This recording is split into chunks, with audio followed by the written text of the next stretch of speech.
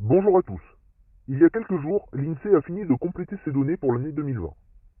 J'en profite donc pour revenir sur quelques fake news qui concernaient les chiffres du Covid.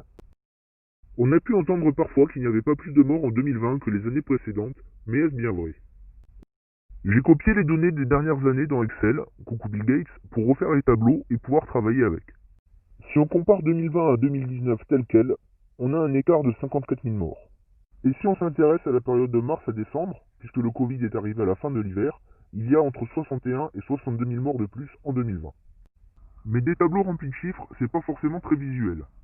L'INSEE propose différents diagrammes et courbes comparatifs. Je vous les mets ici rapidement, mais vous pourrez les regarder plus attentivement, j'ai mis le lien dans la description.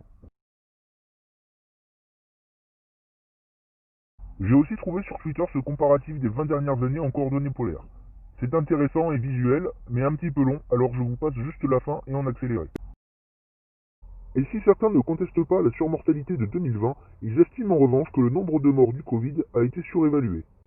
Il se dit qu'on a estampillé Covid des gens morts d'autre chose, comme des cancers en phase terminale par exemple.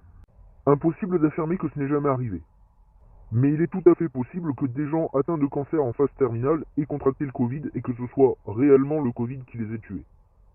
Pour prendre un exemple, si j'ai le sida, que je prends ma voiture et que je meurs dans un accident, eh bien je serai compté comme mort dans un accident de voiture et pas du sida. D'autres causes sont évoquées pour expliquer l'augmentation de la mortalité. Plus de morts du cancer car ils n'ont pas pu être suivis correctement, du fait de la saturation des hôpitaux, et plus de suicides du fait du confinement et des diverses mesures sanitaires. Malheureusement, en l'état, c'est impossible à analyser. L'INSEE ne fournit que le nombre de morts, pas leur cause. En revanche, il y avait officiellement au 31 décembre 64 000 morts du coronavirus, et je vous rappelle que de mars à décembre, on comptait une surmortalité d'environ 62 000 morts. Il me semble donc raisonnable de penser que le décompte officiel n'est pas si loin de la réalité. Malgré ces chiffres, je peux comprendre que certains se demandent si on n'en fait pas trop. Au niveau mondial, sur la même période, on est à 1,8 million de morts. Il faut bien avouer que rapporté à la population, le nombre de morts n'est pas très impressionnant. Pour le monde entier, 0,02% et pour la France, 0,1%.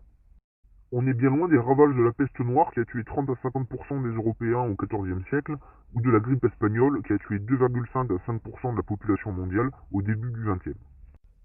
Mais il faut aussi replacer ces chiffres dans le contexte historique et médical de chaque époque. Au XIVe siècle, on ignore toute la maladie, qui est vue comme un châtiment divin, et donc l'essentiel des traitements réside dans la prière et les cérémonies religieuses. Même si des mesures d'isolement des malades existent déjà à l'époque. Pour la grippe espagnole, même si la médecine a fait des avancées considérables depuis, on est loin du niveau actuel. De plus, l'épidémie a commencé pendant la Première Guerre mondiale, le contexte politique et sanitaire n'était donc vraiment pas idéal pour lutter contre la maladie. Revenons à notre époque et en France d'abord. Habituellement, les maladies infectieuses et parasitaires causent entre 10 et 11 000 morts par an. Avec plus de 60 000 morts du Covid, cela veut dire que le nombre de morts pour ce type de maladie a été multiplié par 6. En septembre, le Covid était déjà la quatrième cause de mortalité en France, et on peut supposer qu'avec 175 morts par jour en moyenne sur 2020, il sera la deuxième cause derrière le cancer. Au niveau mondial, en 2019, l'OMS estimait le nombre de morts de maladies infectieuses à 2,6 millions. Avec 1,8 million de morts, cette maladie, pourtant quasiment inconnue il y a un an, représente à elle seule l'équivalent de 70% des morts de maladies infectieuses de 2019. En septembre, il avait déjà causé plus de morts que le sida et le paludisme, et avec 5000 morts par jour en moyenne sur l'année, il devrait même être devant la tuberculose. Aujourd'hui, on a passé les barres des 70 000 morts en France et 2 millions dans le monde, alors que des variants, plus contagieux ou plus mortels, commencent à apparaître. Alors faites attention à vous, portez un masque, respectez les gestes barrières, respectez les mesures gouvernementales, même si je suis d'accord, elles ne sont pas toujours très cohérentes, et vaccinez-vous quand ce sera possible. Merci d'avoir suivi. Comme d'habitude, les sources sont dans la description et j'attends vos commentaires.